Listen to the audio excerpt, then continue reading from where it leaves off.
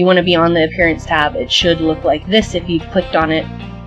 It's one of the few things that doesn't turn yellow because it's a tab. Just like if you were to go through tabs in a filing cabinet, these are like the different tabs, and you're actually opening that folder to see what's inside. So right now we're looking at the tab that has all the stuff to do with appearance. This does control the direct appearance of the software back here, which is why I have it up.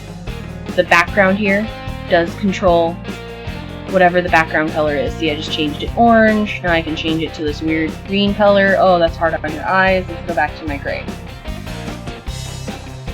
You can also control a texture. This kind of puts in certain preview areas of the software. This will put a texture in the background of maybe something that you're sewing on, or embroidering on in this case.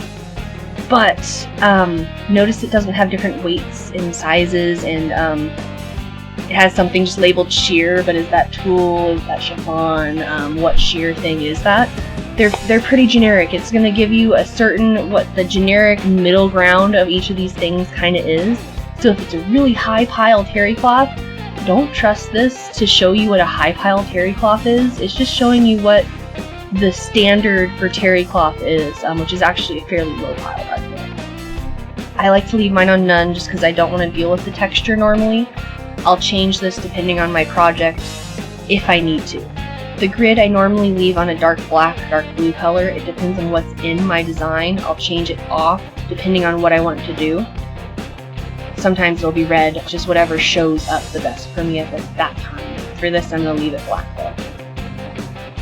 Now, the screen layout.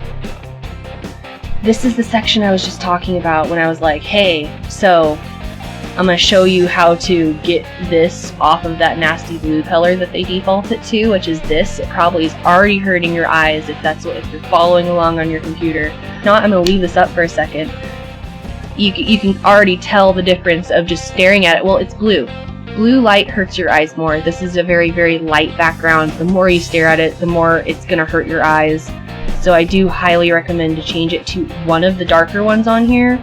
I like the Office 2010 Black. It's the darkest one that I found that shows most of the buttons really well. So if you want to just use my default, go for it. If not, kind of play with these.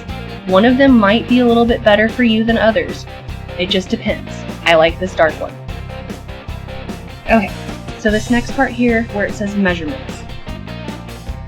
This is a very important section. So basically, this real size area, you need to measure with a physical measuring implement. I mean, a real life ruler. I know, crazy. You want to use the millimeter side because if you use the inches side, you got to deal with a weird calculation math thing. Leave this on millimeters while doing this. Just measure it on the centimeter. 10 millimeters are in each centimeter. You can count them with a little pen if you need to. You want this to be right.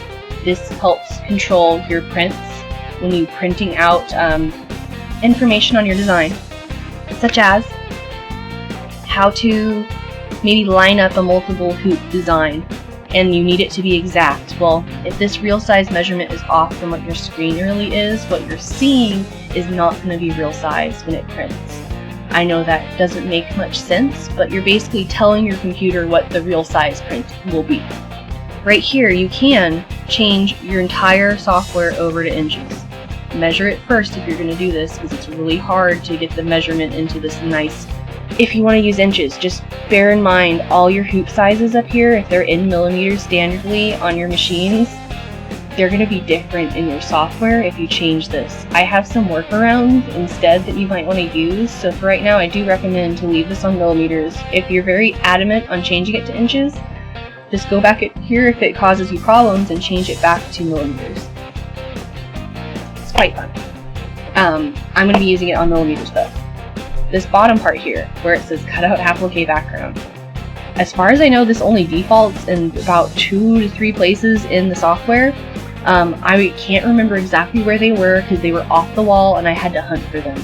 So I'm just going to leave that bright orange and we'll see if we run into it in the process of my videos here. I'm going to leave the texture on woven because when you put texture to none, it sometimes will not be there and sometimes it will be there, I've noticed. So I'm just going to leave it on woven to make sure it stays. If you have changed any settings following along with me here, you're going to want to hit apply. what it basically said here is because I messed with that millimeters to inches. If you reset the millimeters to inches, as far as I know, you have to reset the entire module, which basically is talking about this software. So each one of these softwares here is a module. This would be technically the so that is the appearance tab.